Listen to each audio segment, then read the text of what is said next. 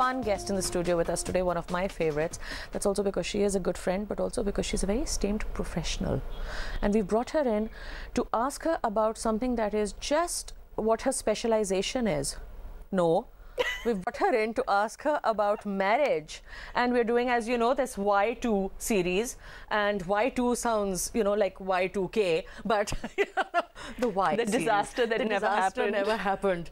Precisely, which is very well put, Sabine, and welcome to the First Blast. Thank you for having me. I love that. Marriage, the disaster that never happened. No, I the meant, lack of marriage. I know you said Y2K. Y2K, but yeah, considering we've got you in for marriage, I think it works in both scenarios. I mean, that too. That, as a very successful woman who is not married in Pakistan, do you first and foremost think it is essential for all women to get married? If I did, I probably would have been married. No, but I mean, you know, at the back of your mind, is it, you know, a lot of people don't, but they see, oh, okay, it would be nice, or, you know, they're not wonderfully content because they're not. Do you feel that's true? Have you met like-minded women who are just like, it's fine? A few and far between. I mean, for me, it's not essential at all. I mean, I think it's just painful. Yes. Why would one need an attachment? Interesting. Never thought of a husband as an attachment. That's, well, okay, interesting. Which brings me to okay, let's talk about convention and, yes. You know, yes. accepted norms. Yes. It's just understood that people will get married, especially in our culture. Women are supposed to, young women are supposed to get married by 22, 23. And pushing it 26, 27. Yeah, that's really over that's really pushing it. And so it's... conventional wisdom says that you need companionship or someone to look after you, and that's the traditional role of the woman, and that's something that one is fighting against as well. That you need to be accepted on your own terms, and for me, marriage has never been something that my family has pressurized me into doing. My mother and my grandmother are radical. Very early on, my grandmother told all the distant relatives, you know, one or two of them made the mistake of saying कि एक लड़का है और America में है, तो she said तो फिर आए और मिले, and what do you mean send a photo, or, you know, that kind of stuff. That Thank happens. God for Nani. Thank God for Nani. I mean, you know, you don't realize how lucky you are for a while, but now I think I'm really blessed that there was never any family pressure, and so, you know, there was a time when I still think marriage as an institution is very flawed, and you know, I categorically said never. But then I grew up, and now I say that, you know, if someone comes along, then maybe I will, but I don't need to settle. I mean, not settle down, but settle for just anyone. Why should I? I'm 34. There's no pressure, never has been. Why would I just get married just for the hell of it? Just for the hell of it. I mean, I think ideology is very important, and my list of requirements just keeps growing by the day. And but you know, I agree with you. I think ideology is important, and I think luck plays a very important part. You know, there's a fluke as well, because you know, a lot of us are conventional and we say, okay, we do want to get married, or we get involved with someone, and that is the, you know, that's, I think, the way it usually goes. The next step is either you break up or you get married. You know, you part ways, or you, you know, get a bond. But the point is that I think, like I was saying, luck has a huge part to play, because sometimes you grow together. Sure. As a very happy couple, and some couples just don't. You talked about companionship. Do you feel it is essential to have companionship later on in your life when you're a bit more settled? Well, it can come in so many ways, right? It doesn't necessarily have to come from this one person who you're tied to for the rest of your life.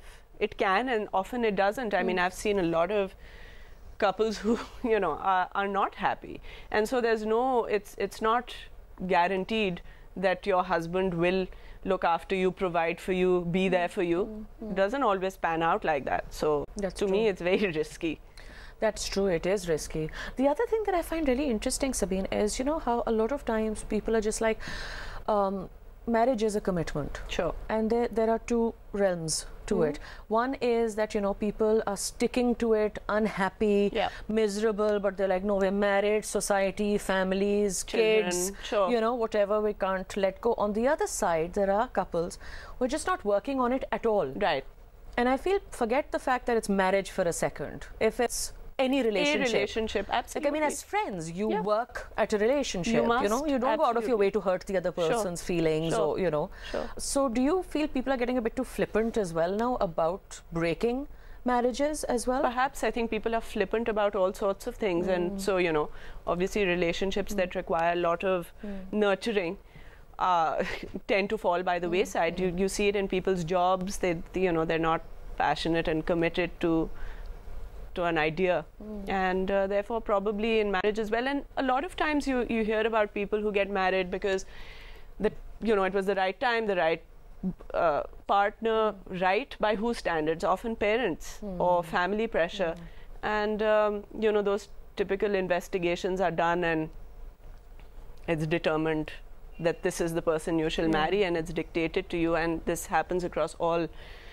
stratas of society, and sometimes people get forced into things, and I think a lot of times they do. A lot of time. But to go back to the thing about flippancy, I think working on something is important, but beyond a certain point, if a woman's being abused, of course, and lots of people stay. And we don't just mean physical abuse, mental abuse, absolutely. Unhappy if you're not taken care of, absolutely. That I think is. But I think the important point is that you need to work at all relationships. So I find it very interesting, and I'll ask you this directly, because you are a very caring person. You are a very affectionate person as well, and you are someone who goes completely out of her way for the people that she cares about. So the reason why I bring this forward is because it is possible for people to be caring, affectionate, loving, and still choose not to follow the conventions of marriage. It doesn't mean that, oh, she's just, she's cold, or she must be, or she's a workaholic, or she's devoted to her job, or whatever. I mean, I think those are just, again, it's a very narrow way of looking at things. And so, of course, I mean, I don't know if I've shared this with you.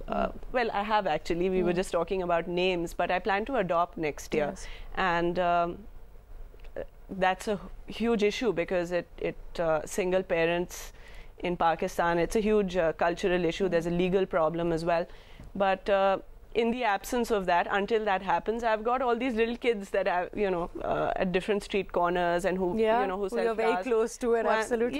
So वो थोड़ी दिल की भड़ास वहाँ निकल जाती है, and then you have the people you work with, your friends. तो I think it's ridiculous for people to claim कि अच्छा शादी नहीं की तो अब compassion नहीं है. That's वही मैं exactly वही harp करना चाहती थी. The other thing that you've brought up actually is very, very interesting, that as a woman, you do have feelings and sentiments, and you have maternal instincts, and you have a certain level of care and affection that is for a child. Right. There are some people who don't like children. I mean, there are married couples who've chosen not to have kids.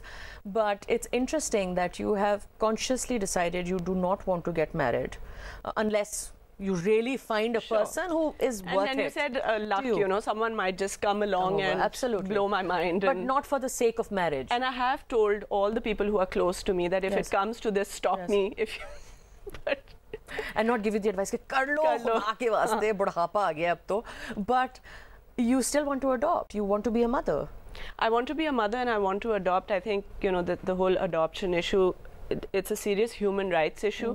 And I've been speaking to other women who have chosen not to get married and who want to have children, and we're all facing serious problems, because there's a cultural issue, and there's no legal framework for single parent adoption, and but I've made that choice, and again, as you said, if someone comes along and we decide to get married and then have children, fine, but I would still want to adopt. I think just to maybe get other people thinking about it, if nothing else. That this is, you get one child off the streets, give one child a home, and of course you can argue and say कि उससे क्या फर्क पड़ेगा, but फिर तो किसी चीज से कोई फर्क नहीं पड़ता ना, तो we might as well stop doing anything that we do. I agree. I couldn't so agree more. If 10 people adopt and get 10 children into loving homes, then it's a step. It is a step. Absolutely. And with that, thank you for taking the time out, and wishing you all the best. And don't worry, we will hold you back if you do tend to make any silly mistakes and flip for someone. Don't worry, Sabs. With that